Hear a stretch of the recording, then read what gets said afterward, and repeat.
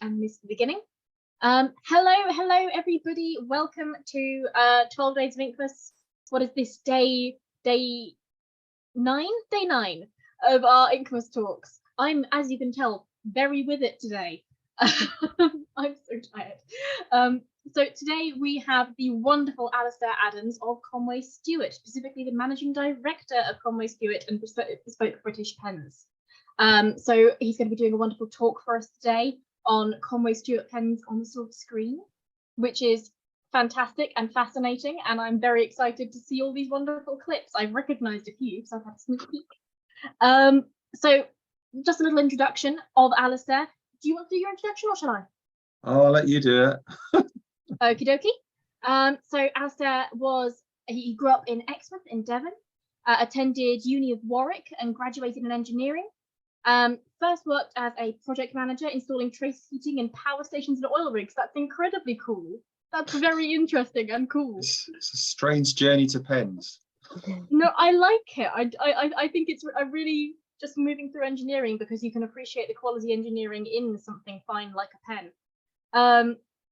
Then worked as a technical salesman for NCR, then in the glass industry and became MD of Pilkington Glazing. I can't speak today. I'm so sorry. I should say, by the way, you should have all had a notification when you arrived. We are recording today's meeting. It is already being recorded. It should have popped up when you joined, but I'm giving that reminder again, just in case anyone didn't see it. So Alistair became MD of Pilkington Glazing for 16 years. And when that was sold on to the Japanese, he left Pilkington, and by chance, someone asked him to get involved with the resurrection of a pen brand called a Noto. And thus we have the pen career that we now see today. At a Noto, he grew the business and designed all of the pens launched between 2007 and 2014, which is really cool. And then in 2014, he was asked to get involved with Conway Stewart in Plymouth by the owner at the time.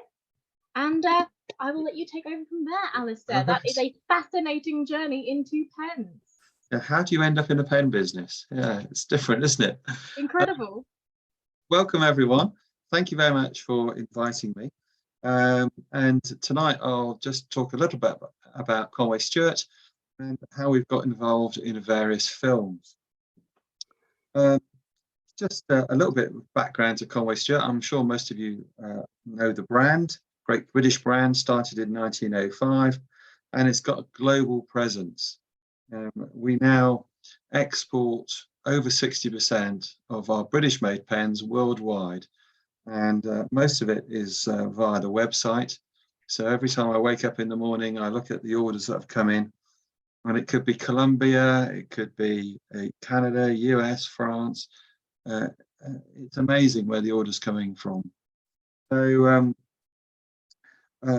let's just talk about how I got involved. And as Has said, I got contacted by the owner of Conway Stewart back in 2014.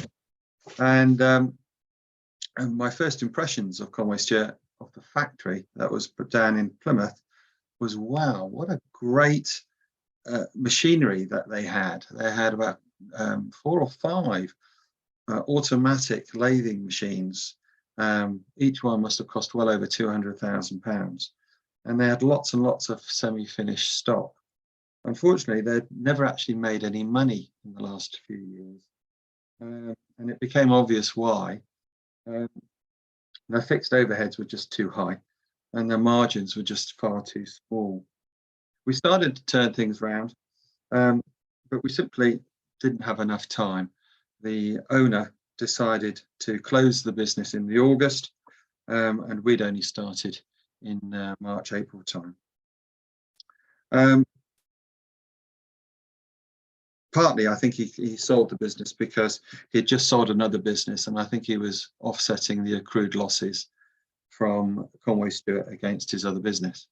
However, not everything was lost, because we managed to buy most of the stock and the technical drawings when it went to auction in the September, and we relaunched Conway Stewart at the beginning of 2015.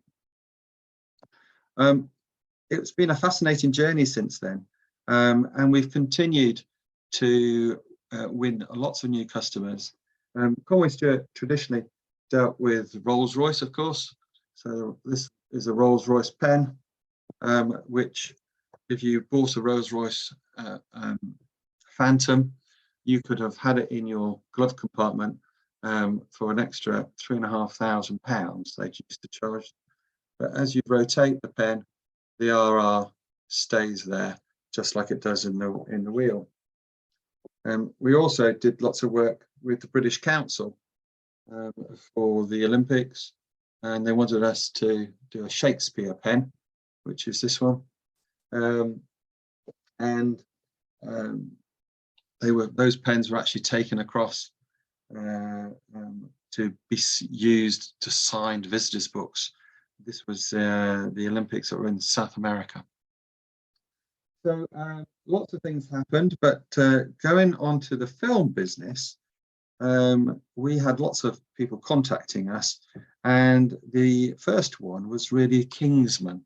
I don't know if many of you have seen the Kingsman, the Secret Service. We're going to show a clip in a minute, but we got contacted by them, and they wanted 20 pens. They were quite specific. They wanted a lever fill fountain pen, but they also wanted some ballpoints. So from memory, I think we sent them 10 lever fill fountain pens based on the Conway Stewart Winston, and also 10 ballpoints based on the black and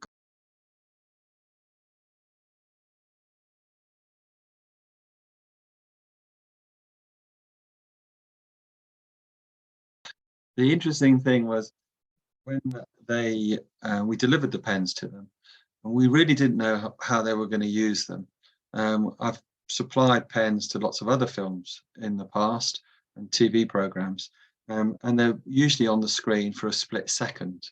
But to actually see the pens all lined up in the gadgets room was quite impressive. So when we first saw the film, it was very exciting to say, oh, look, those are the pens. But what happened when we supplied the first 20 pens, and here's one of the ones that was actually used in the film. It's a Winston. It's got 9-carat gold, and it's got the lever fill. We had a phone call after they started filming. It's Matthew Vaughan was the producer, and it was the props person that contacted us. And they said, we've got Michael Caine in one of the main roles of the film, and he's seen all the other pens that we've supplied, and he wants a special pen. He wants to be different. As the head of Kingsman, he should have a different pen. And he'd been on our website and he'd looked at the various pens that we had. At that time, we did a doctor's pen based on a Conway Stewart Marlborough, made out of ebonite, and it had a nice chase pattern on it. And he wanted one based on the Marlborough, black, but he wanted it with gold trim, where the standard was in silver. So we put 18-carat gold bands on, barrel bands, lever fill, the same, ebonite, and we sent it off to him. Of course, it was always a rush. We wanted it made like yesterday. And we're going to find out in a minute what role that pen played in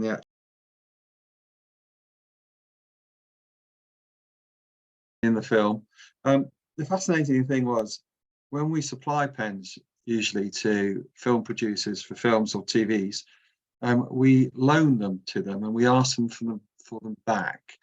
We do say to them, if they want to buy them at the end of the film, then we're happy to sell them to them. So often we do actually get the pens back. And for Kingsman, we did. And this is the actual pen that kills Michael Caine in the actual film. And you saw how he flicked the lever as he pointed it at Eggsy. He must have flicked it so many times because he broke it. So you can see that the actual spring mechanism has gone. Now, I could have mended that one, but I just love the story. This is the original pen used in the film. And why would I want to mend it when it was sent back to me like this? Because this has been in Michael Caine's hands, and probably it's the only pen ever, the only fountain pen ever that has actually killed Michael Caine, and not a lot of people know that. So they were the original pen that was used in the Kingsman film. Now, there is a bit of a gruesome part of the film in Kingsman, where not only do they use it as a secret weapon to put poison into someone and to kill someone, Eggsy uses it for a slightly different reason, which of course none of us knew was going to happen until we saw the film.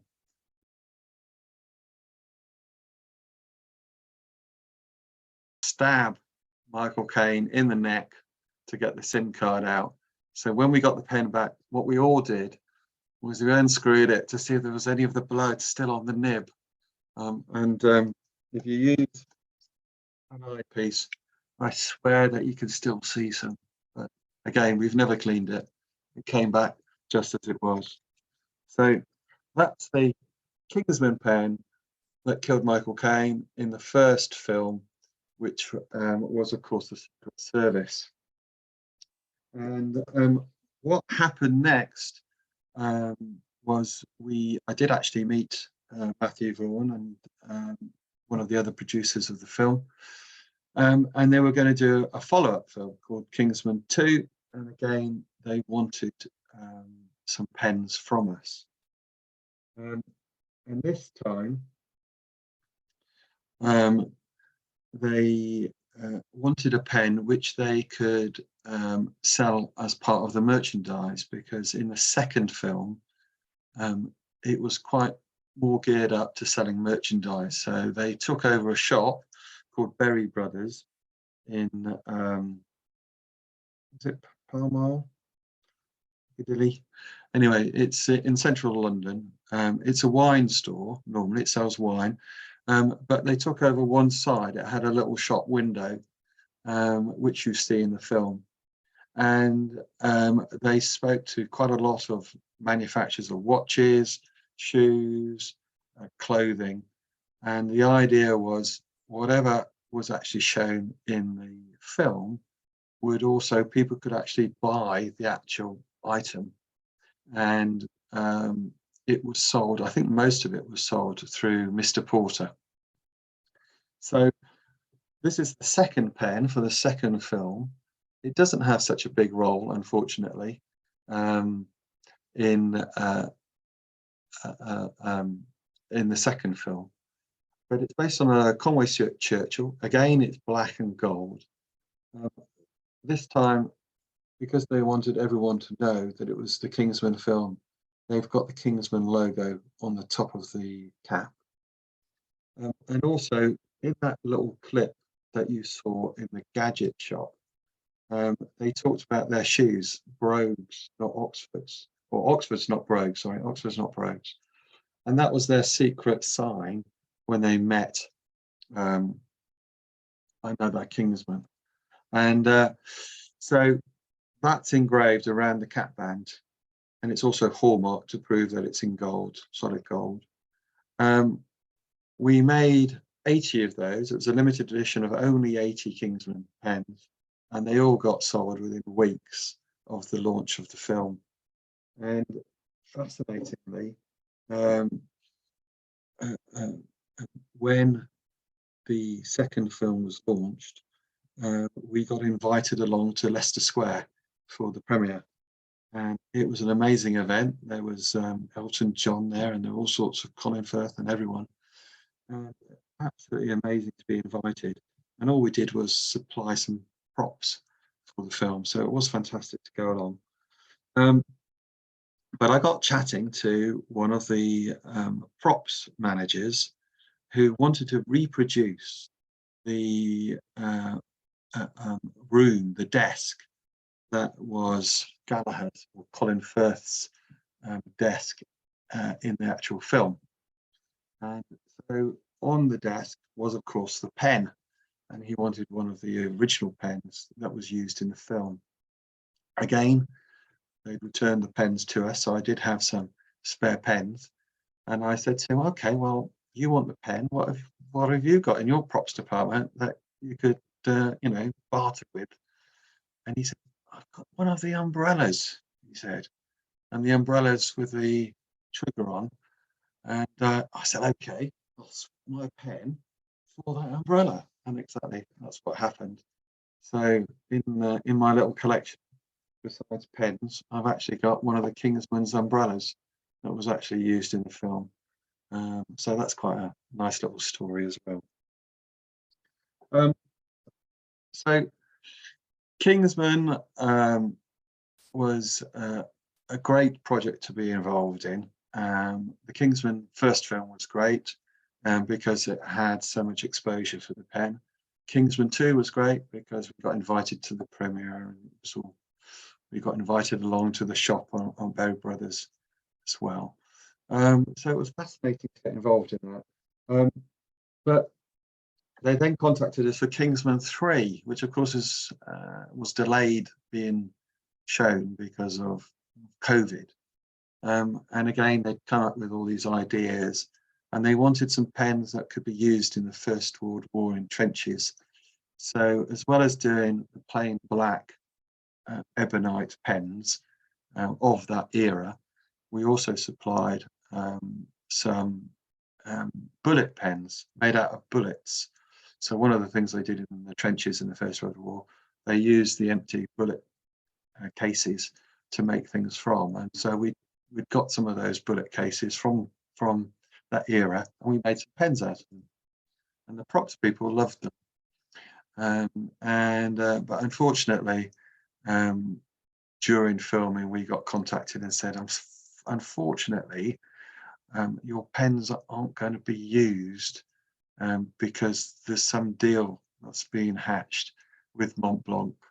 So I think Mont Blanc must have paid a lot of money to take the sponsorship, because we paid no money at all on the film 1 and film 2. And so we said, oh, well, it's a shame. British made pen in the British film, it should be a British pen. However, when we watched Kingsman 3, it was quite nice that Mont Blanc probably paid them an absolute fortune, and we never saw a pen in the actual film. So we quite like that idea. So that's Kingsman.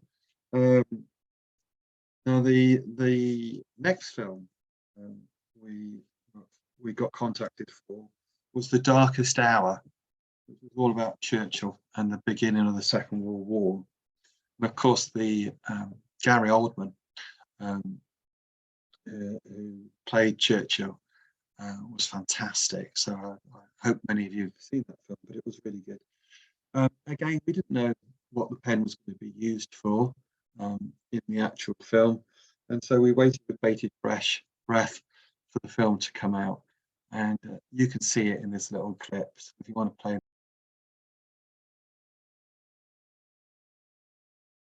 played such a big role in that film as our pens did in the Kingsman, but it was great to see it used by Gary Oldman. And also, of course, there is a strong link between Conway Stewart and the great man himself, Winston Churchill. Winston Churchill did use Conway Stewart pens in the Second World War. And if you go along to Chartwell, the National Trust property, on the desk are two Churchill pens, two Conway Stewart pens. And as a consequence of that, we've worked with the Churchill family and launched the Conway Stewart Churchill Heritage range. These are Churchill fountain pens, and you can also get them in rollerballs with famous quotes on from Winston Churchill. And the partnership with the Churchill Heritage is to provide money that can be used to support charities that keep alive Churchill's great words for future generations. So there's a lot of education that goes on around the world keeping alive some of the things that Churchill said, the wise words of a great man. So it was great getting involved in that movie, and it was great that we've worked closely with the Churchill family, and I've gone along to the Churchill conferences around the world and met some amazing people. The last conference in London, the key speaker was Arnold Schwarzenegger as a role in his when he was senator for California, and he'd written a book, and part of that book was about never giving in. And at the end of his speech, he was awarded or given a Conway Stewart Churchill Heritage Never Give In pen by Randolph Churchill, which was fantastic. So, and when he was doing his keynote speech, he had a bust of Churchill behind him as well. So I think the pen went down very well. Now, it's not just recent movies that had Conway Stewart pens in. Great little story here. Out of the blue, I got an email from a North American customer who said to me, had we ever thought of making a replica of the pen that was used in the Indiana Jones and the Last Crusade? And I said, no, I didn't really know that the Conway Stewart pen had been used in that film. And he said, oh yeah, it has. He said, and I've got it, or I've got one of the props that was used. Oh, okay. Well, if you send me pictures of it, photographs of it, we can see if we can replicate it. So that's what happened, and we got the photographs. And unusually, if you're au fait with Conway Stewart vintage pens, the engraving is Conway Stewart. It tells you what the pen is, it tells you what the colour is, and it says made in England. But they're all straight lines that go along the barrel. On this pen, it had made in England that rotated around the barrel, which we'd never seen before, and was very unusual. Anyway, we thought, why not release a replica of the actual pen that was used in the Indiana Jones and the Last Crusade? And we did. We didn't think we would sell that many. We thought, well, you know, is there much interest in it? The North American customer said, oh yeah, it's 30 years since the launch of that film, and I'm sure it will sell really well. So we launched it, and amazingly, it sold so quickly, we couldn't believe it. Here's the little booklet that went with it. And I didn't realise that one of the reasons why it sold so well is this next clip that you'll see. So if you want to run the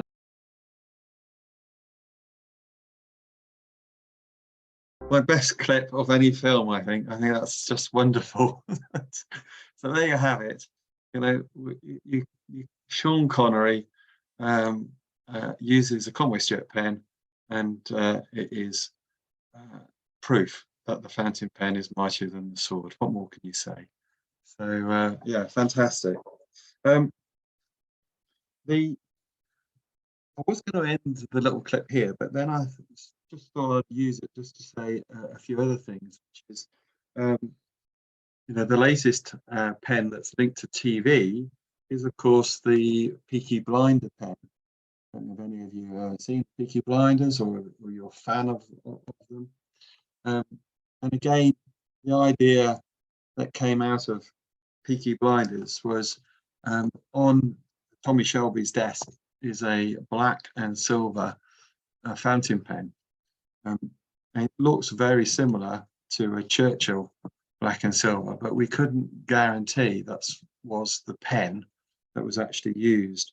However, the people that own the brand of Peaky Blinders wanted us to replicate a range of pens to be sold, and we came up with 3 pens, one for Tommy Shelby, one for Arthur Shelby, and one for Polly Gray, with one of each of them had a famous quote that they said in the actual TV series.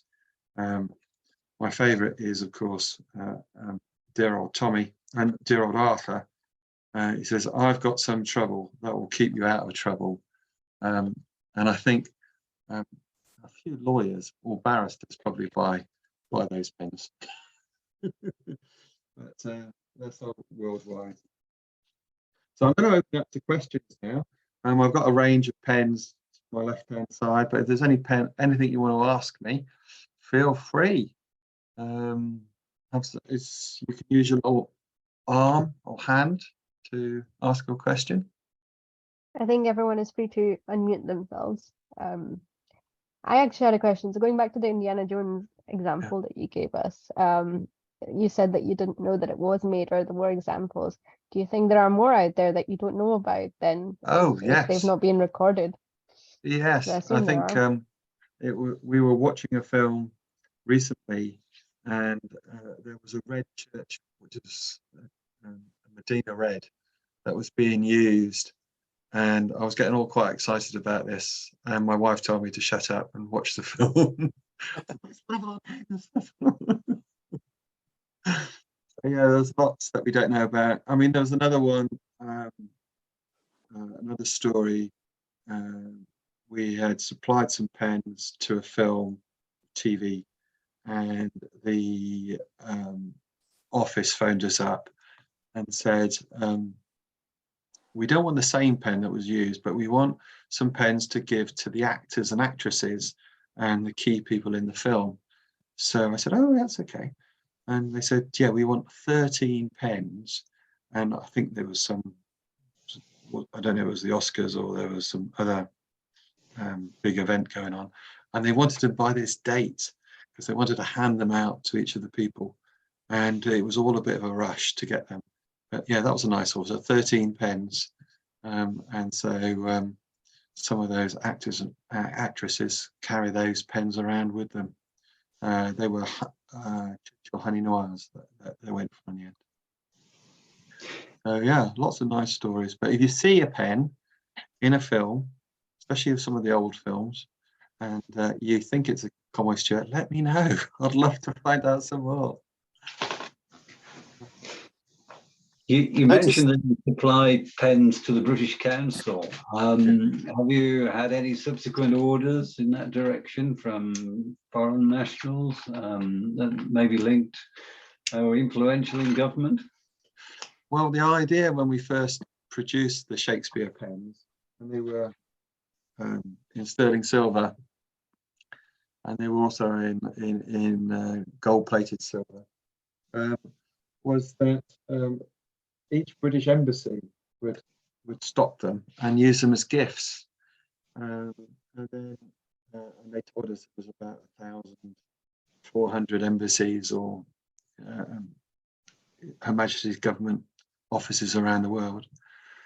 And then we made the pen and we supplied quite a few pens to them on sale or return. And then it came back and they went, got a slight problem. We can't give anything away as a gift that costs more than £50. So our pens were several £100s. And so we never did get an order from the British government for them. However, we put them on our website and we've sold several hundred over our website worldwide to fans of Shakespeare. So it wasn't a total loss. It was, and we still sell the Shakespeare pen today on a regular basis.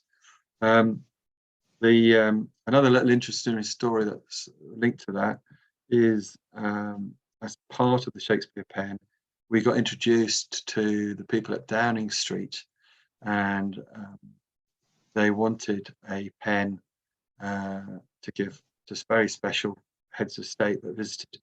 And we came up with a design. I don't know if you know it, but the number 10 that's on the door is designed so that as you walk down the street, you can see it. It's a bit like the logos they do on TV on the rugby pitch. It's done so you get a proper view of it as you're walking down the lane. We copied that identically. We put it in a silver button, enamelled by Tom Fattorini in Birmingham. And we were all very excited that we could be selling a British pen to 10 Downing Street, which could be given to heads of state. And again, they came back to us with this, oh, we can't give anything more than £50 as a gift, which was stymied the whole project. But I've still got the pen, prototype pen with the 10 Downing Street number in my sample case. So I've got some very nice samples. That I've if you're selling them for 50 quid each, we'll take a few. Pardon? If you're selling them for 50 quid each, we'll take a few, I'm sure. That's an FPUK ruling as well. It's not just Downing Street and the British government. So yeah, so I've also have offered the FPUK. We have made some prototypes when we're making pens for films and TVs, where we'll make them and then they might change them. They say, oh, I don't like the size of that engraving, or I want this changed, I want that. We do have some prototype pens of that we have just sitting here, and I did offer that maybe we should auction some of those off to members of FPUK. So watch this space. I'll leave it to the administrators and what they want to do. So any other questions? Can I just say thank you? I'm sure the admins have already done so a billion times, but it was really great to the company to donate one of the auction lots for the charity fundraiser we ran. So just a big thanks from. Well, thank you, and it's great to hear you raise so much money for such worthy causes. Brilliant, yeah. Yeah, it's fantastic, absolutely fantastic. So if there's no more questions, I've got a question. Yeah, Andrew. I've got one. With your sort of Liverfield fountain pens, are you seeing like a resurgence of vintage collectors now looking at like modern alternatives, or are you seeing that there's like a particular demographic which are collecting these Liverfield pens? Because you're probably one, if not one of a few companies which are now actually producing them. I don't think actually, I don't think any other brand that I know of actually does a Liverfield pen anymore, other than yourself. So what kind of pen? Say that again. Yeah, so your Liverfield pens. Oh, Liverfield, yeah. Are you finding that there's a particular demographic which are collecting them, or is there a resurgence or interest in those particular type of filling mechanisms? Oh yes, definitely. I mean, the Liverfield has been a big seller in the last 18 months, and from all around the world. I mean, Japan buys quite a lot of our pens, and they seem to like the Liverfield. America and Canada again. So I think the Liverfield, there is a resurgence in it. As you all know, as we were talking before with the administrators before we started this presentation, there was a pen there that needed a new ink sac. The ink sacs do perish in Liverfields traditionally. If you use it every day, they last a long time. But if you empty them and just leave them in a drawer, they perish very quickly. Now, what we've done in our Liverfields is we've using silicone rubber ink sacs that will last much longer. But the best thing to do if you've got an ink sac pen is to use it, keep it full of ink, and don't just let it dry out and sit in a drawer. But yeah, Liverfields definitely is coming back, and what we find is we have collectors that collect the vintage pens, vintage Conway Stewarts, but they also are now buying some of the modern ones as well. So and it's great to talk to them, because I do talk to collectors from around the world, and it's great to hear their story, how they've got a vintage Conway Stewart that was their dad's, their mum's, or their granddad's. But they also want a modern pen as well. I find a lever fill, I like a lever fill on a flex nib because I don't know whether it's because it's like a sealed system, but they keep up with the ink flow much better than an ink converter or a eyedropper. Yeah, there are the spring mechanism that's inside a lever fill means that there is pressure on the ink sac, even when you don't move the lever. So it does actually have a slight pressure on it, which can cause problems as well, because if you're not careful, you can get ink being leaked into the cap of the pen. The best way to prevent that is to try and, as many old pens had, a little hole in the cap to stabilize the pressure, atmospheric pressure. So yeah, there's always ups and downs with every design, but I do like the lever fill, and I do love the Shimathine lever fill, which is this one, which is fast selling out. And of course he wrote a nice poem about his Conway Stewart lever fill, which is replicated there. And if you want to find out more, it's on our website, which I've got to plug, www.conwaystewart.com. So have a look. Anything else at all? Any other questions? No? Well, I'm going to say I wish you all a very happy Christmas and New Year. And hopefully it does get a little bit warmer. It's lovely to see the snow, but it is a bit cold at the moment, especially in my little office here. So I wish you a happy Christmas and a happy New Year. And I do believe that there will be a discount code from Conway Stewart as a present to everyone in FPUK that will be circulated a little bit later. So have a great Christmas. Many thanks. you Merry very much. Christmas. Thank you very Thank much, you. Alistair. All right, Thank you so Take much, care. Alistair. Don't warm up. I'm going to warm Thank up. you very much. All right, all Merry the best. Christmas. Take Take care. care. Bye-bye. Bye bye.